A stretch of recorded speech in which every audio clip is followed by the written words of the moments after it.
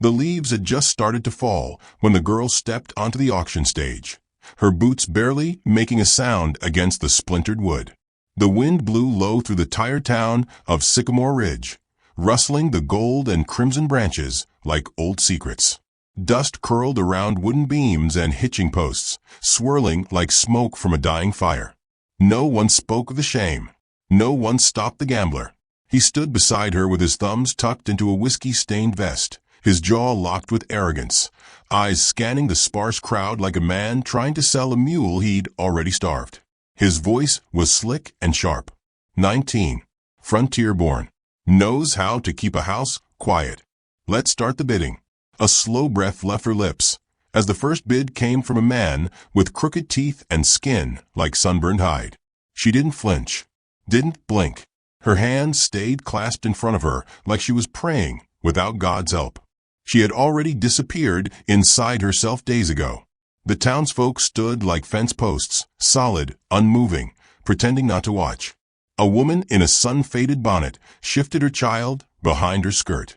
A man from the bank muttered something and lit a cigar with shaking fingers. The sheriff? He was nowhere to be seen. He had debts too, whispered someone once.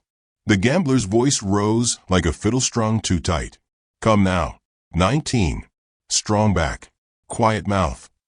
A few more bids trickled out. One from a rancher known for beating his last wife. One from a butcher who already had two. Her eyes stayed on the horizon behind them all, past the broken fence, past the orange line of cottonwoods. And then came the quiet voice. It didn't rise above the wind. It didn't bark like the others. It simply cut through them. $10. Feet thrown in. The gambler laughed out loud, spit hitting the ground near his boots. 10? You offer that for a dog, not a daughter. But the man didn't respond. He stood just beyond the platform, arms folded across a worn canvas coat, hat pulled low over dark eyes. He wasn't young, but not old. A quiet kind of hard. The kind that comes from burying something you never speak of. He didn't smile, didn't argue. He just looked at the girl like she wasn't for sale, but already human again. The gambler sneered. Go on then. Take her. Useless to me, now, anyhow. A few in the crowd murmured. No one stopped him. No one helped her down. She climbed off that platform herself, stiff but steady, and walked straight toward the stranger who hadn't bought her, but simply stood for her. No introductions were exchanged. He just nodded, turned, and walked. She followed. They left the center of town beneath a sky already darkening with a promise of colder nights. The trees whispered above them, leaves falling like forgotten prayers. No horse, no wagon, just their boots and the road, two shadows stretching long beside each other. He didn't touch her, didn't ask questions. At the edge of town, where the houses thinned and fields opened wide, he paused at a gate made of split logs and wire. This is my place, he said finally. She stepped inside without looking back. Her hands shook just a little when she crossed the threshold of the small cabin. The air smelled of wood smoke and dried apples. There were no photographs, no trinkets, only a chair, a table, and a second bed that had been made with deliberate care. He gestured to it. Yours. You don't owe me anything. She stood frozen. The words didn't compute at first. Then she nodded. He turned away and began to stoke the fire. She sat on the edge of the bed, fingers in her lap, listening to the wind tap gently at the window pane. Later, he handed her a bowl of warm beans and cornbread. She ate slowly, watching him from the corner of her eye. He didn't watch her back, just sat by the fire, reading an old leather-bound book with the cover worn down to threads. Outside, the trees creaked. Somewhere a barn door thudded against its hinges. Autumn had arrived like a thief, quiet, sure, uninvited. She lay awake that night under a wool quilt that smelled faintly of tobacco and pine. Her eyes stayed open for hours, not from fear, from the unfamiliar silence, the lack of shouts, of footsteps coming too close. A storm of thoughts churned in her chest, but none spilled out. By morning, she had swept the porch and found water. He offered her coffee without a word. On the second day, she spoke. My mother taught me how to make sourdough. Before she was gone. He nodded. There's flour in the bin. That night, the cabin smelled like something living. He didn't say it, but he refilled his plate. On the fourth day, a woman from town rode by and left a bundle at the gate. New stockings, a shawl, a letter she didn't read. The gambler hadn't come looking. Not yet. But she knew men like him didn't like being made fools of. Didn't like losing what they thought they owned. She also knew the man who brought her here wasn't scared. Not of fists. Not of talk. On the fifth morning, he built a second rocking chair. Didn't say why. Just set it on the porch beside the first and nodded toward it like an invitation that didn't need words. She sat. The wind moved between them like a hymn. And though they didn't speak, something in her loosened, like a bird that had forgotten it still had wings. She watched the leaves drift past the steps. Gold. Rust. Red. One landed near her boot, and she didn't kick it away. She simply stared at it, until her breath came softer. The sixth day would bring something unexpected. But for now, in that early autumn hush, she finally closed her eyes.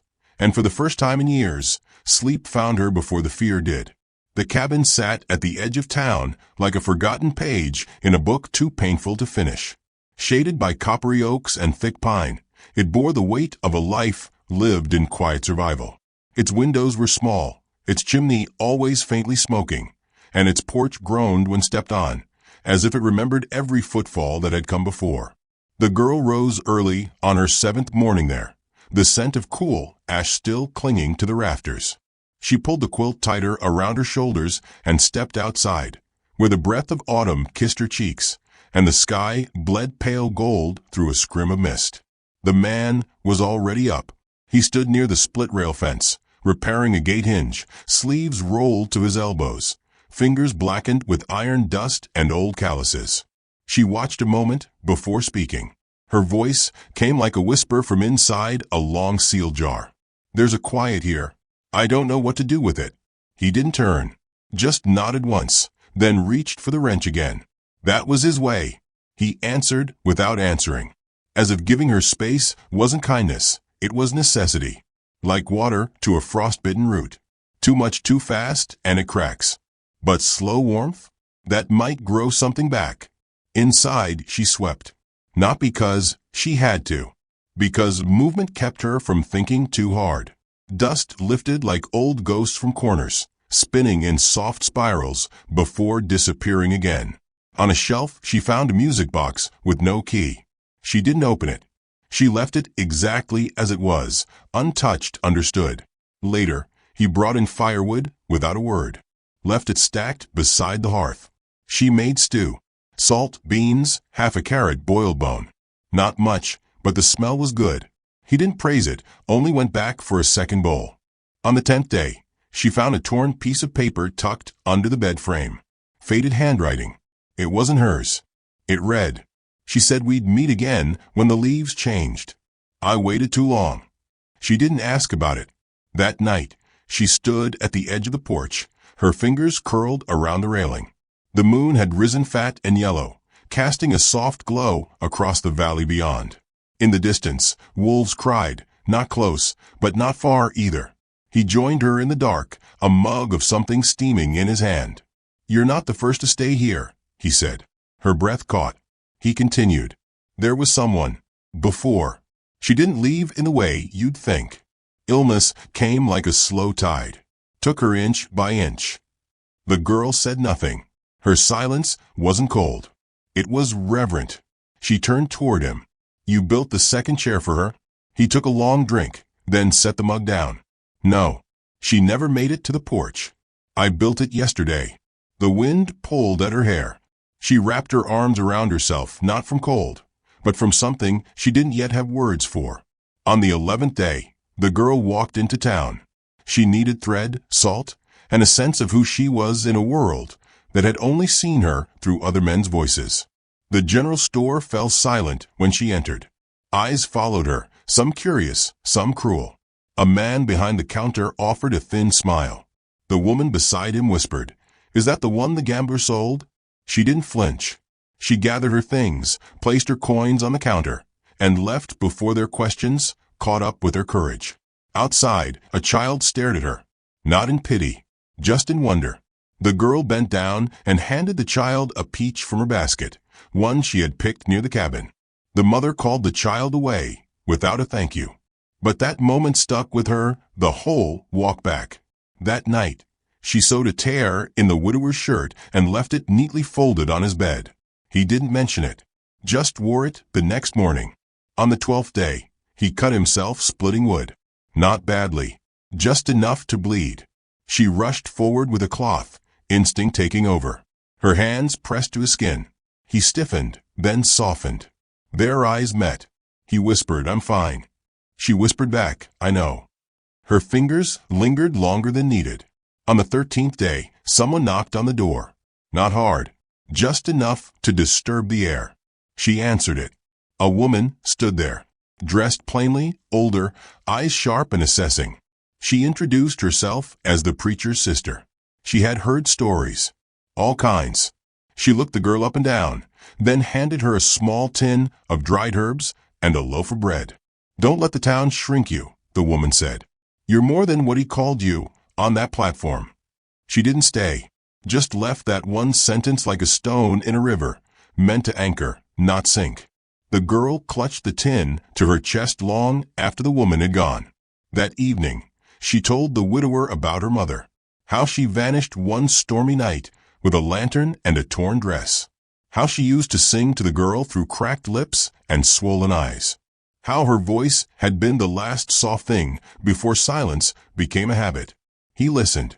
When she finished, she expected him to offer some pity, some grand truth. Instead, he said, "I hope you find her." She looked at him for a long time. "I don't know if I want to." On the 14th day, the gambler returned to town. She didn't see him, but word traveled fast on the backs of wagons and the tongues of saloon girls. He was drunk, loud, saying the girl had run off, that she was his, that he meant to get her back. The widower heard it first. He didn't tell her. Instead, he fixed the back door that night, hammered it quieter. She asked, "Is something wrong?" He replied, "Nothing I can't fix." On the 15th morning, a hawk circled the ridge. She watched it from the porch, wrapped in her shawl. Her hair was braided now, not tightly, just enough to keep the wind from taking it. The woods felt closer than before. The gambler had friends, some who owed him favors, some who might come calling. She knew. So did he. That evening, she reached for his hand as he sat in the second chair. Her fingers barely touched his, but they stayed there. He didn't move, didn't breathe deep, just let her stay. As the sun dipped below the ridge and the woods turned to ink, the girl whispered something he could barely hear. "If he comes, I won't run this time." He didn't ask her to explain, and she didn't, because in the soft quiet between them, explanations weren't needed. They were already building something neither dared name. But they both felt it. The air had changed. The peace had grown roots. And far off, in a world that hadn't earned her trust, something dangerous stirred. But for now, under that rust-red sky, they stayed side by side, waiting, and for the first time, not afraid. The smoke drifted in slow curls that morning, not from a hearth, but from somewhere beyond the trees, thin, silvery threads rising above the ridge, blurring the air like a half-remembered dream. She stood by the well with the rope in her hand and felt a shiver that had nothing to do with cold. Something in the wind carried memory and warning. He was inside, sharpening a blade that hadn't seen use in seasons. Not because he feared, but because he sensed. The silence between them was different now, tighter. They no longer had to name the shadows to feel them. She walked to the edge of the clearing just as the first figure emerged through the trees. A woman, bareheaded, smoke at her heels, a long gray shawl clutched around narrow shoulders.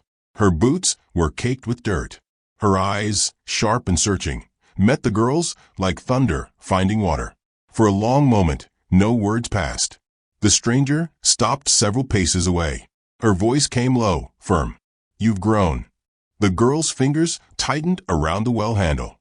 "I thought you were dead." The woman stepped closer. "I was. For a while." The girl said nothing, heart pounding, mouth dry. She'd imagined this reunion 100 different ways. All of them loud. All of them full of rage or grief.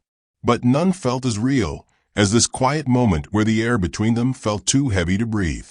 I ran when I shouldn't have, the woman said. And I stayed gone longer than I meant to. The girl took a half step back. He told me you left because you didn't care. He lied. Of course he had. She'd always known. Somewhere deep where belief and memory wrestled. But hearing it still cracked something open. I tried to come back for you once. He met me with a rifle. Her mouth trembled, but she held it still. Why now? The woman's eyes burned through years of silence. Because I heard you were sold. And no child of mine should end that way. The door creaked behind them.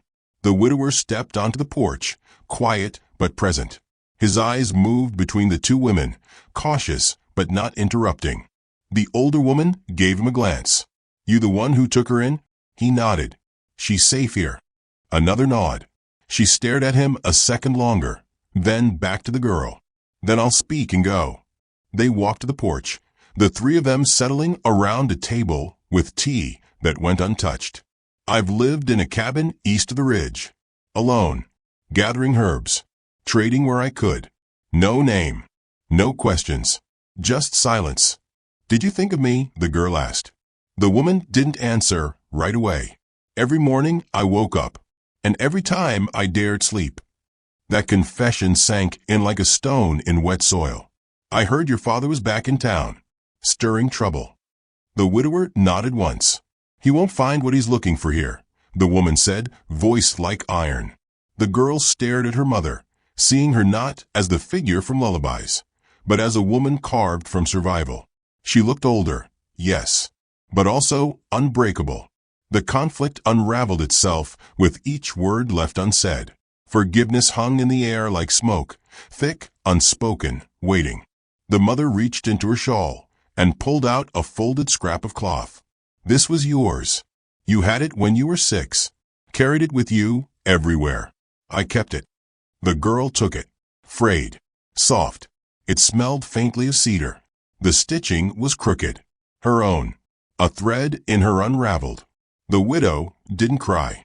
She just folded it and tucked it into her pocket. You came to take me back? The woman shook her head. I came to give you a choice. That sat heavier than an order. I'm not running anymore, the girl said. Her mother studied her. No, I don't think you are. They sat in silence after that. The sun moved behind a cloud. Wind whispered against the side of the cabin like a hand sliding across old wounds. Finally, the mother stood. I'll leave at first light. Stay one night. If you want to talk, I'll be out by the shed. She nodded toward the widower before stepping off the porch. You did right by her. Don't forget that. Then she disappeared into the trees, leaving the girl with a knot of emotion too tangled to name. Later that night, they sat by the fire, the second chair now worn in all the right places. He handed her a tin cup of broth. She took it. She walked in from smoke, the girl said, eyes on the flames. Just like I remember her. Like she never really left. He didn't reply. Just watched the way the light flickered across her face. She thinks I should forgive. He sipped his drink. Maybe you should. Why? Because you're still holding the weight she dropped. The words stung, but not cruelly. More like a splinter being drawn out. She stared at the flames. She could have saved me. She didn't. But you saved yourself. That night, the girl walked into the woods alone, past the edge of the fence, past the line where memory began to bloom like frostbitten flowers. She found her mother beside a small fire near the creek, crouched low, arranging herbs by candlelight. The woman looked up, said nothing. The girl sat across from her. I hated you, she said quietly. Not for leaving, for staying gone. I know. I needed you. I know that too. They didn't cry. Not there. Not in the dark. But the pain between them loosened just enough for breath to pass through. They spoke until the moon shifted westward. Of childhood songs. Of the night her mother bled and walked into the storm. Of what it meant to choose survival over guilt. And of what it cost. At dawn, The mother stood. "I'll keep walking," she said. "But you're no longer alone." And with that, she was gone again.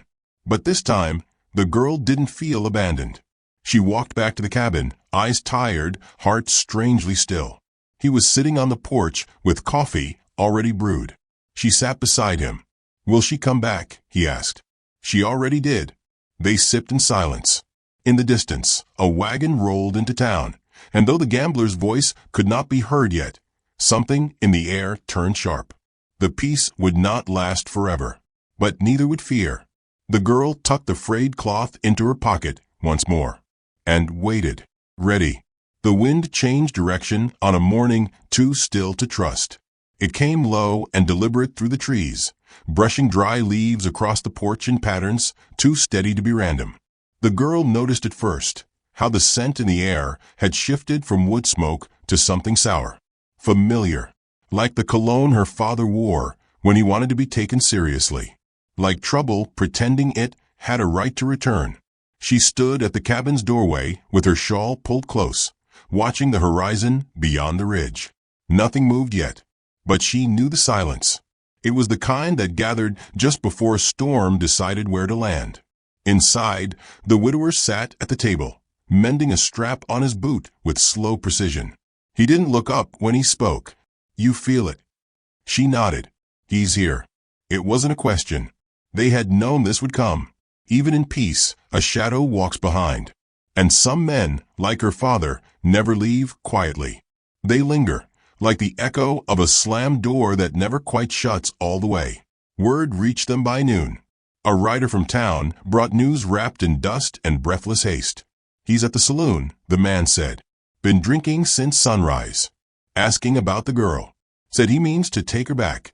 The widower's hands paused mid-stitch. The girl's breath caught, then leveled.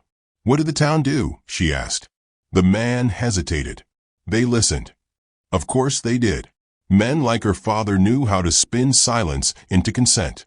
He'd charm the weak, threaten the poor, remind the town that debts could be called in, if not in coin, then in shame. "I'll go," the widower said, standing, calm as a man stepping into rain. She moved to stop him. "No," she said. "I will." He looked at her then, really looked. Her eyes no longer flinched. Her voice no longer curled in fear. "You sure?" She nodded once. "He doesn't get to chase me into silence again." They left together. The ride into town was quiet, save for the rhythmic beat of hooves against dry earth and the cry of a hawk overhead, circling wide, watchful. Sycamore Ridge hadn't changed. Same leaning buildings. Same crooked sign over the general store. But now the townsfolk stood in tight knots, whispering behind their hands. Watching her like a ghost had returned. She stepped off the wagon alone. The saloon doors creaked open as if expecting her. Inside, her father sat with one boot propped on a chair, a whiskey bottle resting lazy against his chest, and a smile that never reached his eyes.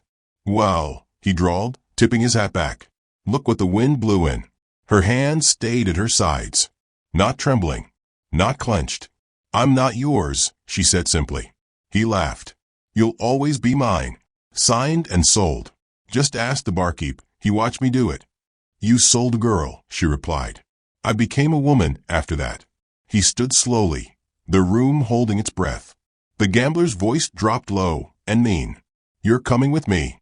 I'll not be mocked by a child dressed in borrowed dignity." Behind her, the townspeople began to gather. Some drawn by curiosity, others by guilt. She took one step forward. "You don't get to decide who I am anymore." He moved fast, quicker than she remembered. His hand shot forward, rough fingers reaching for her arm like a whip returning to its post. But this time, someone else moved faster. The widower stepped between them with the ease of someone who had faced storms and never blinked. He didn't raise his hand. He didn't threaten. He just looked the gambler in the eye and said 6 words that broke the air in half. "She is not afraid of you." The gambler scoffed, drawing attention, anger blooming red across his face. He turned to the crowd, now gathering just outside. "She's mine. She's my blood. And I've got the right." A voice cut in. "You sold that right with your bottle." It was the preacher's sister, stepping from the doorway with her back straight and her hands clasped. Her voice like winter wind, calm, biting, absolute. She's not yours. She was never yours. And we're done pretending she was. Others stepped forward. The blacksmith's wife. The old schoolteacher. Even the barkeep, eyes low but firm. The gambler saw the tide shift and faltered. You'd all betray a man for what? A runaway girl. No, said the widower. For a woman who walked through fire and didn't let it change her name.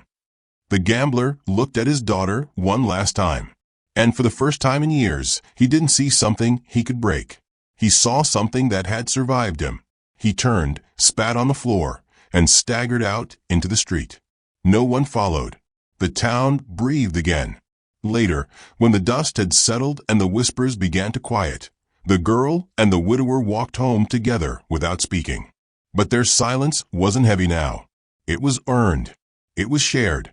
At the cabin, the wind blew warm from the west, carrying scents of earth and new beginnings. She stood by the porch while he poured water for the horses. I was never looking for a rescue, she said. I know.